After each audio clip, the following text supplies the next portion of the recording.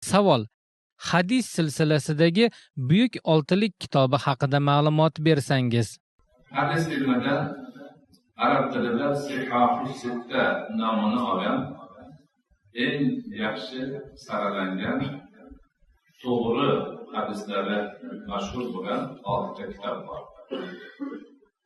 Hadis to'g'risidagi kitoblar juda ko'p, lekin shu 6 tasi islom ummati tarafidan ixtiyor qilingan, hamma kelishgan va ularga 6 ta eng to'g'ri sahih hadis kitoblari degan nomni bergan. Ana shu sahih kitoblar zikr qilinar ekan, siz bilan biz mana shu Mavlono Nahrning farzandlari, mana shu O'zbekistonning farzandlari butun dunyoga kategorik faxrga sohib bo'lamiz. Chunki mana shu 6 kitobning ko'pchiligi bizni bobolarimiz hisoblanadi. Ularning imomi, ularning boshlig'i, kitoblari Sahih al-Buxoriy deb nomlangan Abu Abdullah Muhammad ibn Ismoil al-Buxoriy bo'ladi. Imom Buxoriyning jami' sahihlari musulmon ummati ittifoqi bilan dunyoda Qur'ondan keyingi eng sahih kitob bo'lmoqga sazovor bo'lgan. Imom Buxoriyning bu kitoblarini hamma tan olgan, hamma ehtirom qiladi, hamma demak ulug'laydi, haqlariga duo qiladi. Ikkinchi kitob Imom Muslimning kitoblari. Uni ham Jami' as-Sahih deyiladi. Muslim al-Qushayri u kishi ham Alloh subhanahu va taolo bergan bir ne'matdan foydalanib, ajoyib bir kitobni hadis bo'yicha jamlaganlar.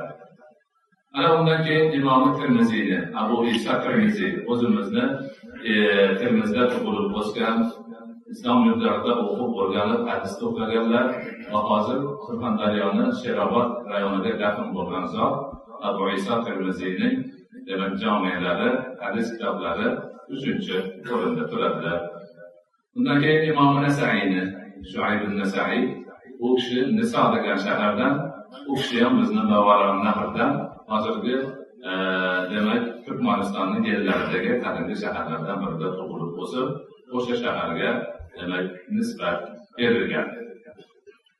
Undan keyin Abu Dawud as-Sijistoniy va undan keyin Ibn Majahning kitoblari.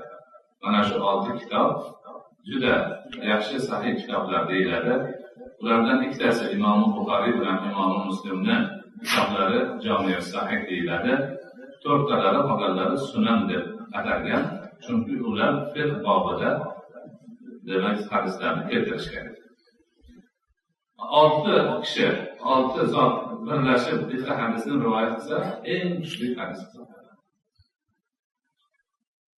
Undan keyin Imom Buxoriy bilan Imom Muslim ikkovlari rivoyat qilgani, undan keyin Imom Buxoriyning yolg'iz o'zlari rivoyat qilgan. Bu juda buyuk bir baxt, saodat.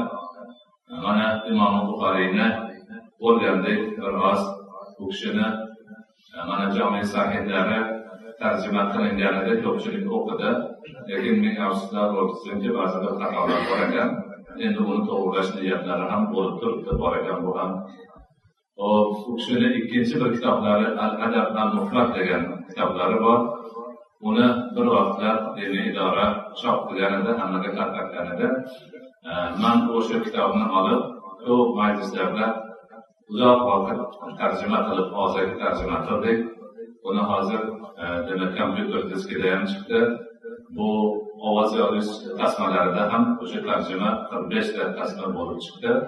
Hozirgi kunda uni ovozga tushirib inshaalloh Imom Buxoriyning Al-Adab al-Mufrad kitobini yozma sharhini ham tayyorlayapmiz. Duo qilasiz inshaalloh. Imkon bo'lsa buni ham hammamiz o'qib bir foyda manfaat olamiz. Imom Muslimning sahihlarini shogirdimiz Anvarjon tarjima qildilar. Hozirgi kunda biz o'zimizni Islom.uz demak internet sahifamizga qo'ydik. Xohlaganlar o'qib undan ham foydalanishlari mumkin.